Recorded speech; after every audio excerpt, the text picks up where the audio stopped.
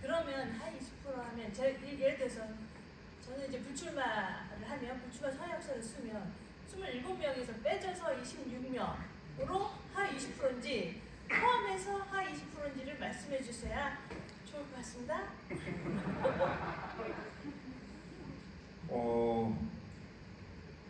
그런 원래 안 빼죠. 안 빼고 27명에 들어가는 거죠. 근데 저도 이 논의를 했는데 국회의원도 마찬가지로 2024년 선거 전에까지는 어떻게 했냐면 불출마하는 사람들이 하위 20%를 맡아줬어요. 근데 전 그거 부당하다고 생각해요. 왜 김경미 의원님이 불출마한다고 해서 의정활동을 잘했는데 하위 20%가 돼야 됩니까? 저는 그렇게 할 생각이 없습니다. 저는 출마하는 사람도 잘했으면 상위 80%에 들어가는 게 맞다고 생각하고 그런 식으로 그렇게 평가할 거면 안 하는 게 낫죠. 그럼 불출마하는 사람들 하위 10%딱 주면 나머지 남은 사람들이 상위 80인데 그렇게 그런 정치는 이재명 대표 체제 전의 정치고 이재명 대통령이 당대표 하시고 나서부터는 출마 여부가 중요하지 않습니다. 실제로 있는 그대로 평가하는 게 맞다라고 생각합니다. 근데 하위 20%가 돼도 당선될 수 있습니다. 그렇잖아요. 왜냐면 경선 아무리 의원들 중에 하위 20%가 됐지만 경선하려는 분보다 훨씬 더 뛰어날 수도 있잖아요. 동료 의원들이 뛰어나서 내가 하위 20이 될 뿐이지 절대적으로 도의원이 되게 부적절한 분은 아닐 수 있잖아요. 저도 하위 20% 4년마다 평가를 받는 사람으로서 없었으면 좋겠어요. 그런데 당에서 기준을 만들었기 때문에 죄송합니다. 김경미 의원님 걱정하신다. 내가 상위인데 동료를 위해서 하위 20%가 되고 싶은데 그건 지금부터 6개월 동안 활동을 어떻게 하시느냐에 따라서 충분히 하위 20%가 될 수 있습니다. 또 있으실까요? 네. 네. 네. 제가 2022년 불출마하면서 제가 하위 20%였습니다. 그러니까 그게 잘못됐다고 생각합니다. 저는 그건 좋고요. 그런 질문은 아니고 얼마 전에 그 정춘생 의원께서 제주도의 도의원 정수와 관련돼서 개정안 발의를 한 걸로 알고 있는데요. 지난번에 개인적으로 제가 위원장님께도 이 부분 한번 집중 검토를 부탁을 드렸었습니다. 이유가 뭐냐면 지금 현재 교육위원회를 빼고 지금 도의회 상임위원회가 6개입니다. 근데 사실상 운영위를 빼면 5개 상임이거든요. 거기에 지금 아마 의원님들이 7명씩 배치돼서 아마 활동을 하고 계실 텐데 교육위원회는 존재해야 합니다. 그런데 교육위원회가 존재를 하고 교육위원을 일몰 한다는 이유로 5명을 배제하면 40명이서 7개 상임위원회를 만들어야 된다는 부분도 있는 것이고요. 또한 얼마 전에 교육청 예산이 1조 한 6천억 정도 되고 지금 도건청 예산이 7조 7,900억인가요? 네. 그러면 한 9조 3천억 정도가 되는 예산입니다.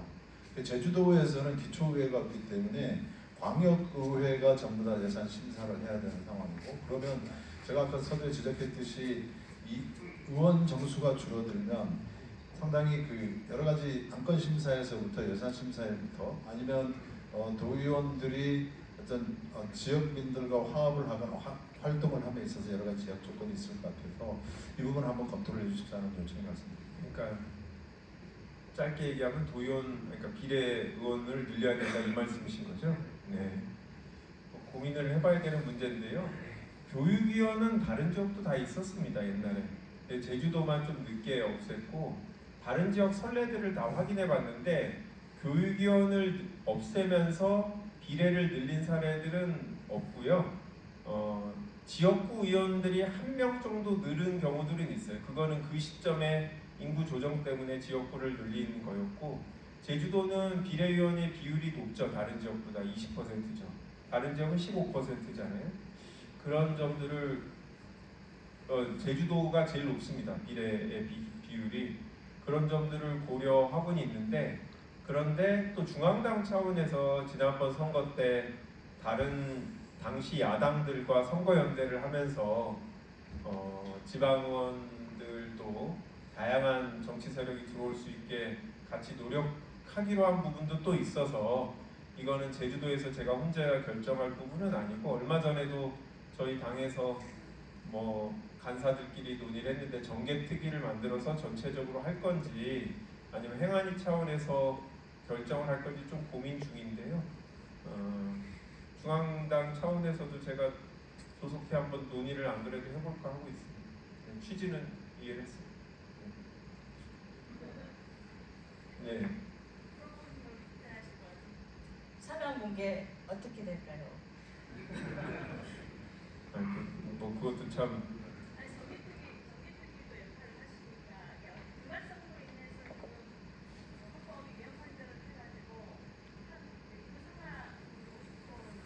네, 알고 있습니다. 네. 너무 세부적인 질문이긴 한데 이해관계자들이 있어갖고 그게 이제 도의원 지역구 평균 인원이 딱 있고 거기에 50%더 높은 게 상한선이고요. 거기에 50%를 낮은 게 하한선이고 도의원 지역구별 정수는 요 안에 다 들어가야 됩니다. 그런데 삼양 공개가 약간 이제 넘어가게 됐죠. 그런데 3만 1,000명 정도인가요? 예, 그런데 그게 이제 11월 15일이 오늘인데 오늘 이제 최신 통계가 나오게 돼 있죠. 그 통계로 다시 한번 판단하면 이제 평균 연령 숫자도 평균 인구 숫자도 바뀌고 하는데 문제는 삼양 공개를 2개 지역으로 나누게 되면 지역구가 하나 더 늘죠. 그렇게 되면 평균 지역구별 평균 유권자 숫자가 또 바뀝니다. 그렇잖아요. 나누기가 분모가 하나 더 늘어가는 거잖아요. 그러면 다른 지역구가 한 1도 2도도 또 나눠야 되는 문제가 생기고 이 평균 숫자가 낮아지게 되니까 상위 50% 기준도 낮춰지고 그럼 이거를 초과하는 지역구가 또 생겨요. 그럼 거기도 또 분포하면 또 낮추게 되면 또 생깁니다. 그래서 연쇄적으로 해서 그러면 한 50개 정도로 만들면 되겠더라고요. 그래서 현실적으로 그거는 아닌 것 같아서 좀 어려움이 있다.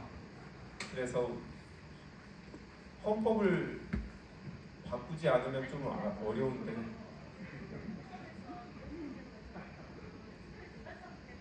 네. 뭘 할 수 있는 점이에요?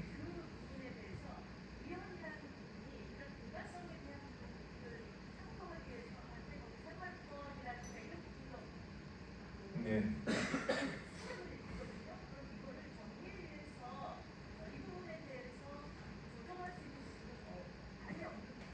뭐 할 수는 있죠. 뭐 정개특위에서 논의하는 게 이제 법으로 만든 거니까 법과 같은 수준이고 헌재하고 조금 다른 규정을 넣어서 그거에 위반되지 않는다라고 할 여지는 있고요.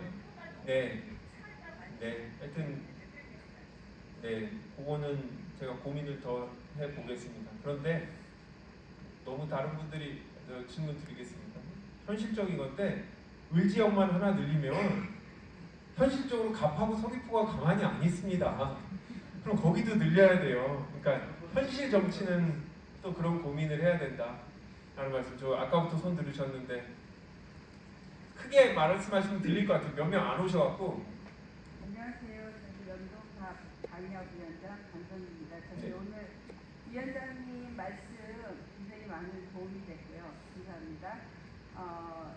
제가 이주민 얘기하시려고 그런 거죠. 말씀하시죠. 지금 활동하시는 분들이나 친하신 분들은 이제 어떻게 흘러가는지 그 절차나 과정을 자세히 알 수가 있는데 그렇지 않고 이제 새롭게 출마하시는 분들은 정말 어떤 절차 또 이번에 이제 그게 조금 바뀌는 걸로 알고 있는데 그런 거에 대해서 조금 절차나 그 팁을 주신다면 이런 공식적인 자리에서 부탁드립니다. 네, 도의원 지역구 도의원들이 바뀌는 건 특별하게 없고 요번에 당원 당규 개정안이 나와 있어서 바뀌는 거는 다 아시는 바와 같이 이제 비례대표를 뽑는 데 있어서 예전에는 상무위원들이 뽑았는데 이제는 일반 당원들이 100% 뽑는 걸로 100%죠. 그렇게 당원이 바뀌게 되죠. 지금 현재 각 지역별로 의견 수렴하는 절차를 거치고 있는데 이게 당대표 공약이기도 해서 제가 봤을 때 큰 문제 없이 바뀌게 되지 않을까라고 생각합니다. 그러니까 당원들의 좋은 평가를 받으면 될 수 있어서 기존의 상무위원들을 대상으로 제한적인 선거운동을 해야겠다면 이제는 오히려 더 어려워지신 거죠. 이 당원들한테 선거운동을 하기가 쉽지가 않아서 이제 나중에 동일한 방식으로 예를 들어서 1분짜리 동영상을 만들면 전부 다 당원들한테 후보자들 걸 뿌려주고 이렇게 할 거거든요. 근데 그렇게 한 번 보고 당원들이 결정을 하게 해야 되니까 본인들이 평소에 선거운동을 하기가 좀 쉽지가 않을 거다라는 우려가 있고, 그래서 평소에 정말 여러분들을 만나고 어떻게든 여기 보면 신문에 기고도 하시는 분들도 있고 유튜브를 하시는 분도 있고 한데 이제 다양하게 활동을 해야 돼서 더더욱 비례의원 되시려는 분은 지역구 국회의원한테 잘 보인다고 되는 게 아니게 됐다라는 말씀을 드립니다. 저희 권한이 뺏겨서 국회의원들이 좀 서운해하는 면도 있는데 그게 시대의 흐름이니까요. 네.